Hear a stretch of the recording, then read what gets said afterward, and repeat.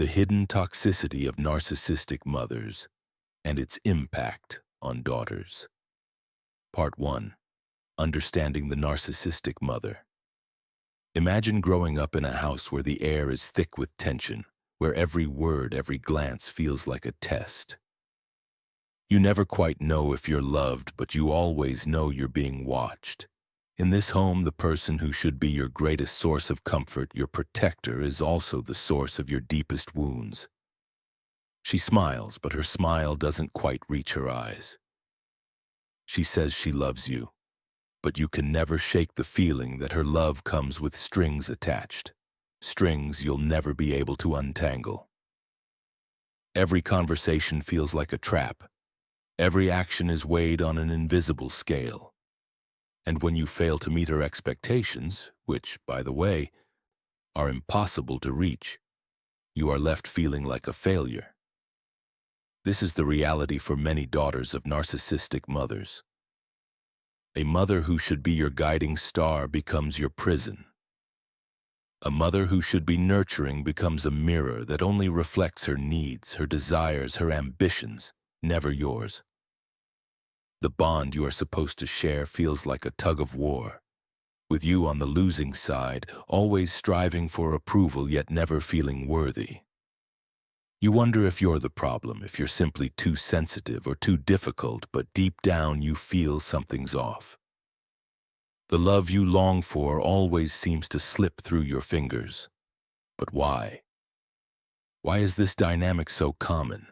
Why do so many daughters experience this emotional betrayal at the hands of the very person who brought them into the world? It's not because they're broken.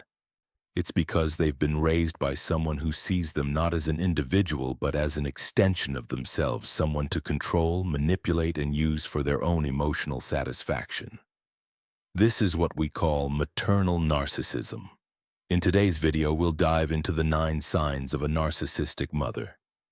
We'll explore the traits that make them so dangerous, the deep psychological scars they leave behind, and why these mothers so often fail to provide the love and support their daughters desperately need.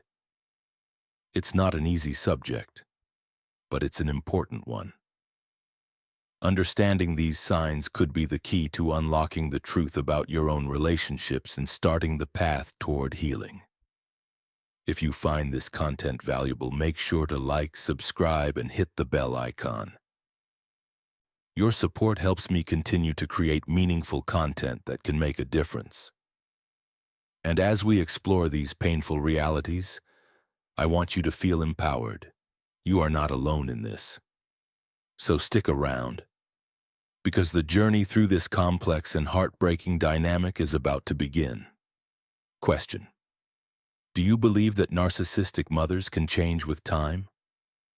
A. Yes, they can change if they want to. B. No, narcissistic behavior is usually too deeply ingrained to change. Drop your answer in the comments below and let's start a conversation. I'd love to hear your thoughts. Part 2. Signs 1-3 of the narcissistic mother. For Sophia, every conversation with her mother, Margaret, felt like walking through a maze of mirrors. The moment she sought connection, the simple desire for understanding, would always end in a reflection of Margaret's own struggles, desires, and shortcomings. Every word that came from Sophia's lips seemed to be a mere entry point for Margaret to turn the conversation back to herself. The first sign of a narcissistic mother is this all-consuming need to divert every discussion toward her. Sophia learned from a young age that her own voice had little value in Margaret's eyes. If Sophia ever dared to share her experiences, be it a school project that felt too overwhelming or a personal victory she had achieved, Margaret would somehow find a way to make it about herself. When Sophia had a difficult day at work, trying to balance deadlines and her personal life, Margaret would remind her, "I can't even imagine how hard that must be. You know, when I was your age, I was managing 3 kids, a full-time job, and still had to look perfect." What was meant to be a simple conversation of sympathy was twisted into an overture of self-pity. Sophia's struggles were invalidated as her mother made it clear that nothing she experienced could ever compare to the immense burden Margaret had carried. It wasn't just an occasional shift in topic, it was a persistent, calculated redirection that left Sophia feeling invisible. There was no room for her thoughts, no space to vent or express the weight of her emotions. Margaret's endless need for validation meant that Sophia's life was reduced to a backdrop for her mother's narcissistic narrative. Every attempt to engage felt like an invitation to be overshadowed, to be made small in the presence of Margaret's immense self-centeredness. It was as if Sophia was never meant to be heard, only to bear witness to her mother's grandiosity. This competition between mother and daughter also defined their relationship. Instead of offering support, Margaret saw every achievement in Sophia's life as an opportunity to one-up her. When Sophia finally landed a job she had worked tirelessly for, Margaret's response wasn't one of pride, but rather a remark on how she had always been more successful at her age. "You're lucky I had to work so much harder back then to get ahead. You had it easy compared to me." Sophia would swallow her triumph, feeling the sting of her mother's words settle into her chest. Each success that Sophia experienced seemed to evoke not pride, but a quiet resentment from Margaret. A daughter's achievement was never hers to celebrate. It was a reminder of her own shortcomings. Sophia soon realized that in Margaret's eyes there could never be room for two stars in the same sky. Her accomplishments were always seen through a lens of competition, not joy. No matter how much Sophia succeeded, it always felt as though Margaret was casting a shadow over her, forcing her to shrink into the background. Sophia had been reduced to a mirror, reflecting her mother's own inflated image, yet never allowed to fully exist on her own terms. The third sign, the ability to make Sophia feel like a burden, was perhaps the most subtle yet devastating. Margaret's love was not unconditional, it was transactional. Sophia grew up hearing things like, "I sacrificed everything for you, and this is how you repay me?"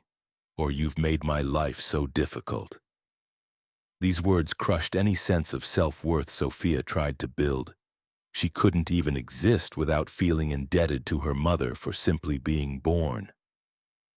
Margaret never allowed her to forget the debt she owed her, constantly reminding Sophia that her very presence in Margaret's life was a burden she had to bear. In these moments, Sophia felt as though she was always at fault, always on the receiving end of unearned guilt. There was no room for her to simply be herself, no space for her to take up the air in the room without guilt creeping in. Every small mistake was amplified, made to feel like an unforgivable offense. The constant weight of guilt caused by her mother's accusations stripped Sophia of her voice. It was as though she were constantly apologizing for her own existence, forever striving to make up for something she never truly owed. Sophia's journey of self-discovery became a fight to reclaim the life Margaret had tried to take away from her. A life where she was worthy of love and respect without conditions. Part 3. Signs 4 to 6 of the narcissistic mother. Sophia had always thought that her mother, Margaret, would be there to protect her, to shield her from harm when the world seemed too heavy to bear. But as she grew older, the realization began to settle in like a cold weight on her chest. Margaret, in her narcissistic pursuit of validation and control, had failed to offer the one thing a mother should: protection. Instead of standing up for Sophia, Margaret allowed others to mistreat her, even going so far as to defend those who caused her pain. There was one moment that stood out vividly in Sophia's mind. It was during a family gathering, a seemingly innocent celebration that quickly turned dark. A relative made an offhanded comment about Sophia's career choices, questioning her ambitions in front of everyone. The words stung, and Sophia tried to retreat to a corner, feeling small and humiliated. She looked to her mother for support, expecting a comforting word or at least a sign of defense. But instead of standing up for her, Margaret simply shrugged it off. "You should just ignore it, Sophia. They're probably right," she said. "You know how people talk." It was in that moment that Sophia fully understood how emotionally abandoned she had been. Margaret didn't care enough to protect her, to shield her from the cruelty of others. It wasn't just neglect, it was active indifference. Margaret's allegiance was never with Sophia. It was always with maintaining her own image, making sure no one would ever see her weakness. Sophia's pain, her need for validation, was just a backdrop to the drama Margaret needed to create for herself. As the years passed, this pattern repeated. Every time Sophia faced emotional or even physical abuse, Margaret chose silence over action. She could never see beyond her own ego to recognize the damage being done to her daughter. Sophia was left to fend for herself, feeling more and more alone in a world that seemed filled with betrayal. The woman who should have been her greatest protector became the one who allowed her to suffer in silence. Margaret's emotional withdrawal was another weight that Sophia carried for years. When Sophia was young, she had turned to her mother for comfort in moments of hurt, only to be met with coldness. Margaret was never truly present, her mind always elsewhere, her emotions locked behind a wall. But what made it even worse was the rare instances when Margaret would suddenly, unexpectedly turn on Sophia, accusing her of things she had never done, or creating dramatic situations that didn't exist. The emotional inconsistency left Sophia in a constant state of confusion, unsure of where she stood with her mother. When Sophia felt vulnerable or hurt, Margaret's responses were almost always dismissive. If Sophia cried, Margaret would snap, "Stop being dramatic, you're just being too sensitive." It was as though Sophia's feelings were a nuisance, a weakness that Margaret couldn't stand to acknowledge. And yet, when Margaret needed attention or reassurance, she was quick to demand it, forcing Sophia to drop everything and cater to her mother's emotional needs. Sophia's emotional wounds deepened in the absence of the love and empathy that should have been present. Margaret's behavior shattered Sophia's trust in others. She began to question her own feelings, wondering if she was truly too sensitive, if her pain wasn't valid, if she was just being selfish. It wasn't just that Margaret failed to protect her, she had invalidated her very existence. But perhaps the most insidious behavior was how Margaret used guilt as a weapon, an invisible chain that bound Sophia's heart and mind. It didn't matter what Sophia did, she could never win. If she succeeded, Margaret would dismiss it as unimportant or attribute it to her own influence, claiming that without her guidance, Sophia would never have made it. If Sophia struggled, Margaret would accuse her of being ungrateful, pointing out the sacrifices she had made in raising her. "I gave up my life for you," Margaret would often say, "and this is how you repay me." These words rang in Sophia's ears long after they were spoken, a reminder of the emotional debt Margaret demanded from her daughter. Sophia was constantly caught in a cycle of guilt and obligation. Margaret used her love as a form of currency, one that could only be given when Sophia paid the price with her emotional labor. But no matter how much Sophia gave, no matter how much she sacrificed, the debt was never repaid. There was no freedom from Margaret's expectations, no escape from the emotional toll of constantly trying to prove her worth. Sophia's sense of self began to erode under the constant pressure. She felt like a shadow of herself, always looking for approval, never quite able to break free from the emotional manipulation Margaret wielded so expertly. And in this relentless cycle, she had to face a heartbreaking truth. The love she had longed for from her mother would never come freely. It was always conditional, always bound by the invisible strings of guilt, control, and sacrifice. Part 4. Sign 709 of the narcissistic mother. Sophia's relationship with her mother, Margaret, had always been marked by an unsettling sense of imbalance, a constant tug-of-war that left her emotionally drained. As a child, Sophia had been taught to believe that her mother's love came with a price she could never seem to fully pay. Margaret's expectation of perpetual gratitude was suffocating, and it became clear to Sophia that no matter how much she gave, she would always owe her mother something more. This relentless cycle of debt and obligation cast a long shadow over Sophia's sense of self-worth. From an early age, Margaret made it abundantly clear that the sacrifices she had made for Sophia were the foundation of their entire relationship. "I gave up everything for you," Margaret would say, her voice laced with unspoken resentment. "You'll never understand how hard I worked to raise you." It was as if Margaret believed that Sophia's very existence was a debt to be repaid, not a gift of unconditional love. Every achievement Sophia had, every moment of personal success, was overshadowed by the unspoken expectation that she should be forever indebted to Margaret. Margaret's sacrifices, whether real or exaggerated, were used as a weapon, a way to control and manipulate her daughter's emotions. There was no space for Sophia to celebrate her own victories without the constant reminder of what her mother had done. Every achievement came with strings attached, as Margaret would casually mention how she had been the one to make it all possible. "If it weren't for me, you wouldn't have this opportunity," Margaret would say, leaving no room for Sophia to take pride in her own hard work. Margaret's love was never free. It was transactional, and no matter how much Sophia did, she was never able to repay the debt in a way that felt sufficient to her mother. This unrelenting pressure to be forever grateful left Sophia feeling like she was trapped in an emotional prison with no way out. The idea of conditional love had permeated every aspect of Sophia's life. Margaret's affection was always contingent on Sophia's behavior, achievements, or emotional state.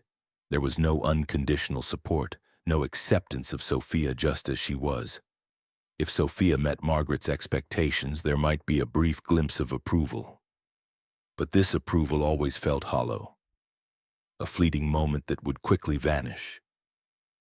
When Sophia succeeded, Margaret would diminish her accomplishments, claiming that it was only due to her guidance or sacrifice that Sophia had achieved anything at all.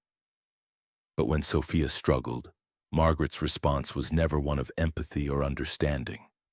Instead, it was a cold reminder that her failures were a personal disappointment to her mother, a failure to meet the high standards Margaret had set.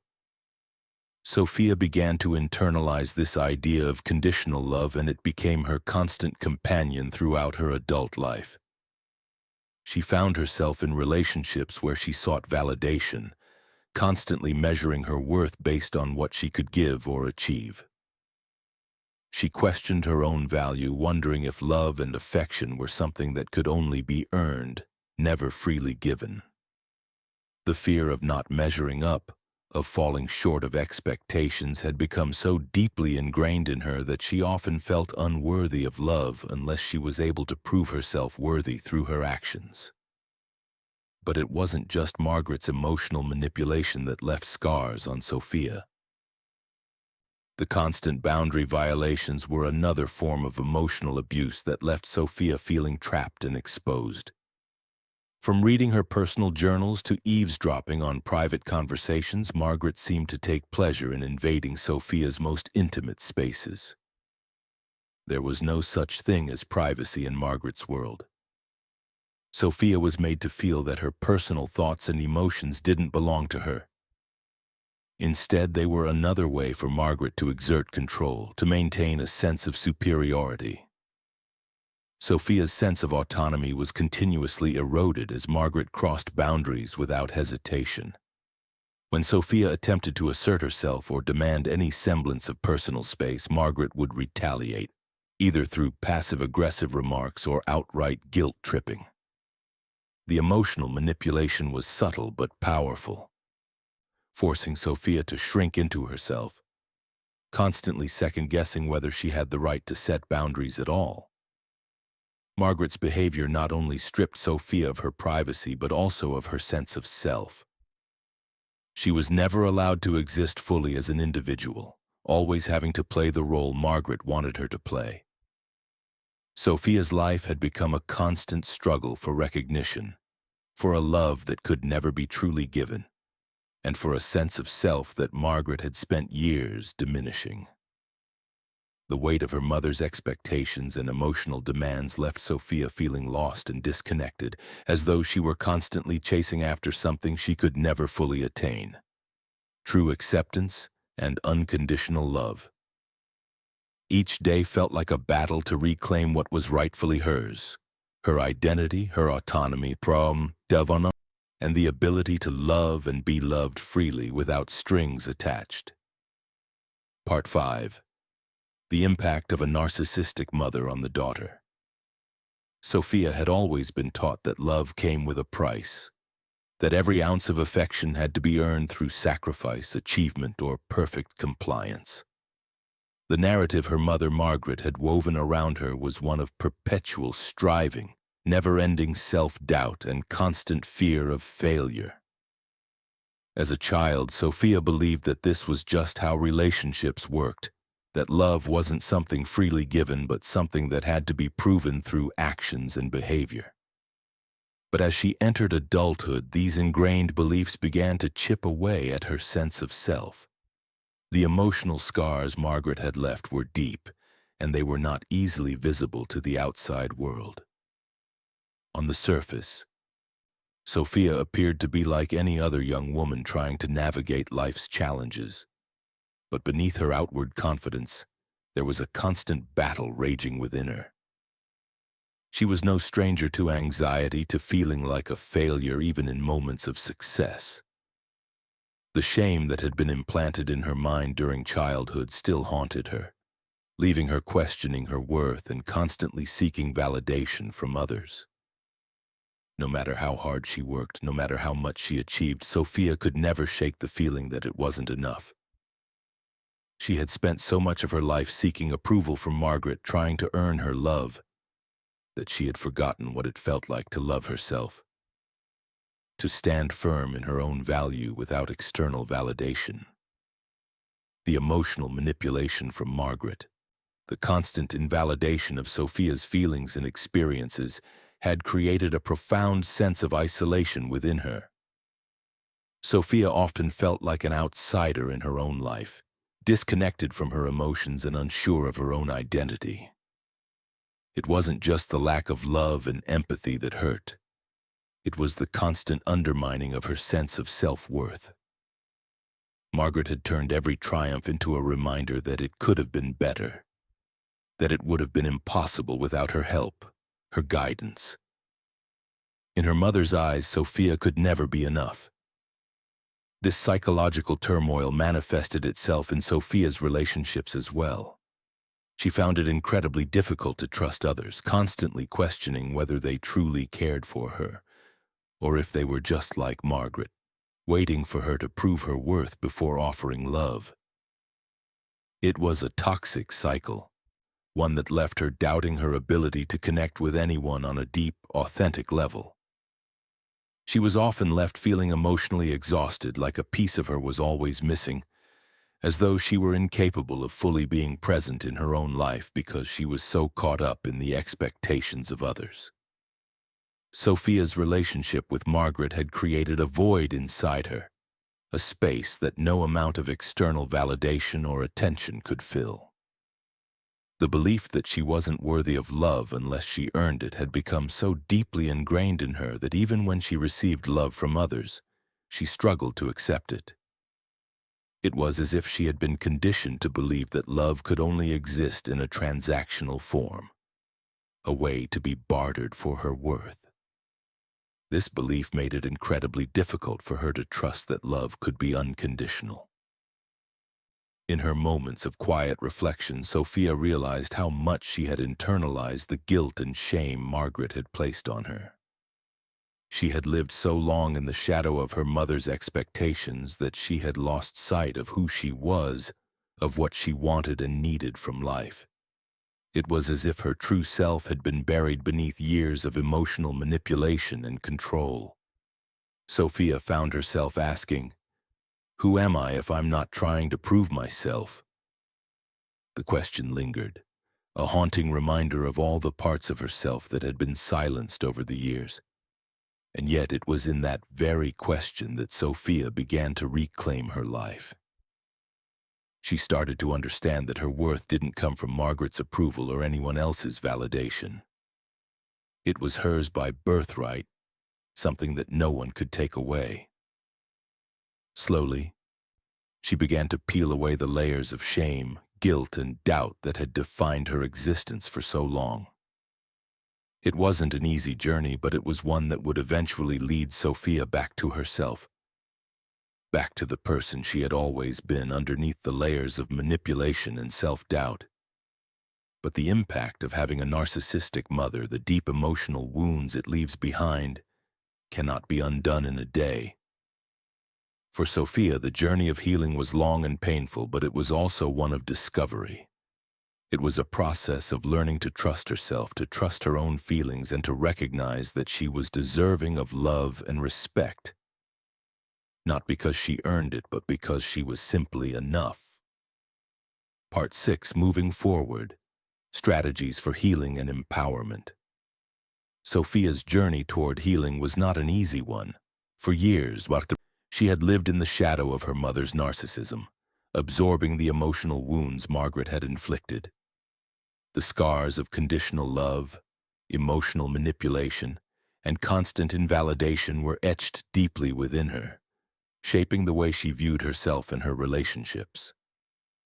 But the more she tried to move forward, the more she realized that the key to her healing was not in seeking approval from others, not in conforming to someone else's expectations, but in finding her own voice and reclaiming the love and validation that had always been hers to give to herself.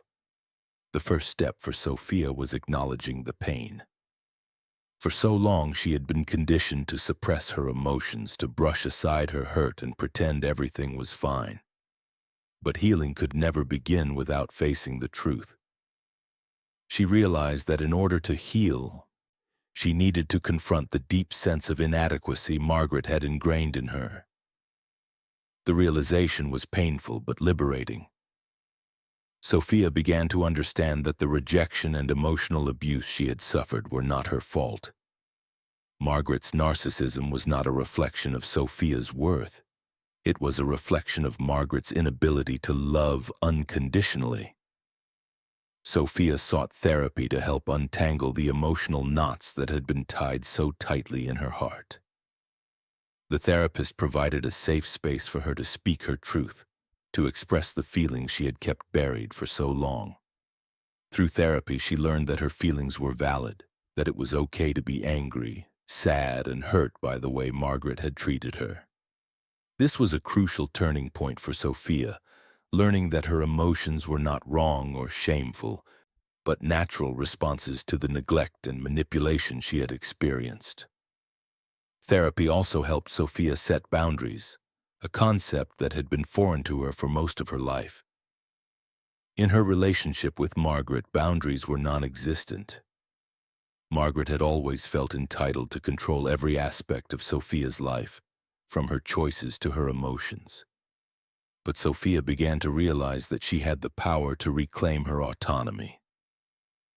Setting boundaries with her mother was not easy, and it felt like breaking a long-standing rule that had governed their relationship.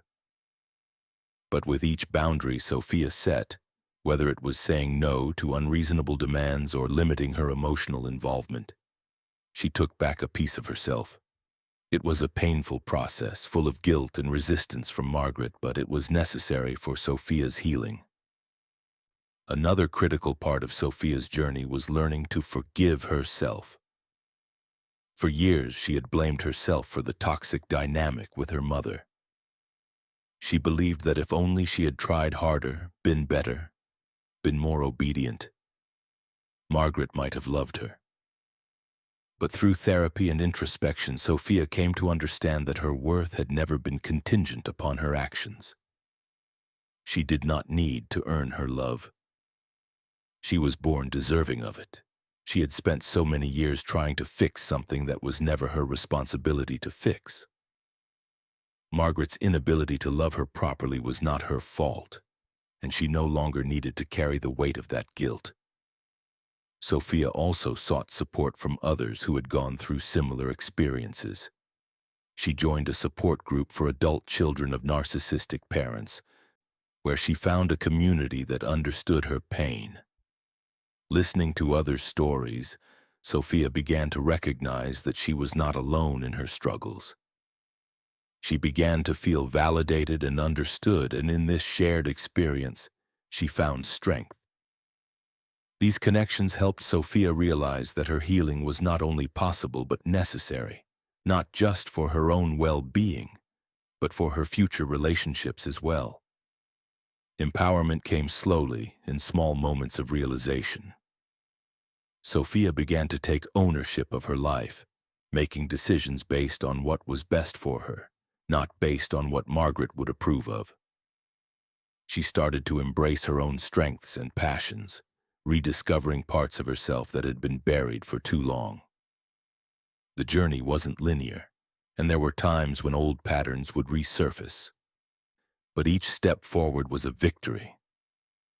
In the end, Sophia realized that healing was not about changing her mother or seeking closure from Margaret. It was about reclaiming her own sense of self, rebuilding her confidence, and learning to love herself. It was about breaking free from the invisible chains Margaret had forged and stepping into a life where Sophia was free to be herself, loved and respected for who she was. It wasn't easy, and it didn't happen overnight, but Sophia knew that she was no longer defined by her mother's narcissism. She was free, and in that freedom she found peace. Sophia's journey is a heartbreaking yet empowering story of self-discovery, healing, and reclaiming her sense of worth. For years, she lived under the shadow of her narcissistic mother, Margaret, who manipulated and invalidated her emotions, making her feel as though she could never be enough. Margaret's love was conditional, based on Sophia's achievements and her ability to meet impossible expectations. The constant emotional abuse, lack of protection, and denial of her individuality left deep scars that Sophia carried into adulthood. But through therapy, setting boundaries, and learning to trust her own feelings, Sophia began to rebuild her life. She learned that her worth wasn't tied to her mother's approval and that she deserved unconditional love, something she had been deprived of for so long. The journey to healing was painful, but it ultimately led her to rediscover her true self, free from the emotional manipulation of her past. The most profound lesson Sophia's story offers is the importance of self-love and the power of setting boundaries. It's a reminder that your value is not determined by others and that you do not need to earn love or approval.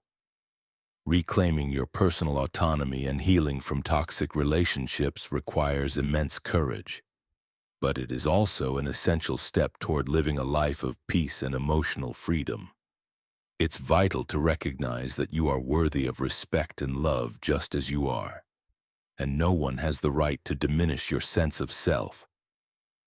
Disclaimer: this video is for informational purposes only and shares knowledge. It is not a substitute for professional psychological diagnosis or therapy. Question: do you believe that setting boundaries can help heal toxic relationships? A. Yes, setting boundaries is essential for healing. B. No, boundaries won't make a difference in toxic relationships. Please comment your answer, A or B, below. Also, I'd love to hear your thoughts and experiences. How do you handle relationships with difficult family members? Share your opinions in the comments so we can discuss and learn from each other. Don't forget to subscribe to the channel to support more content like this. Thank you.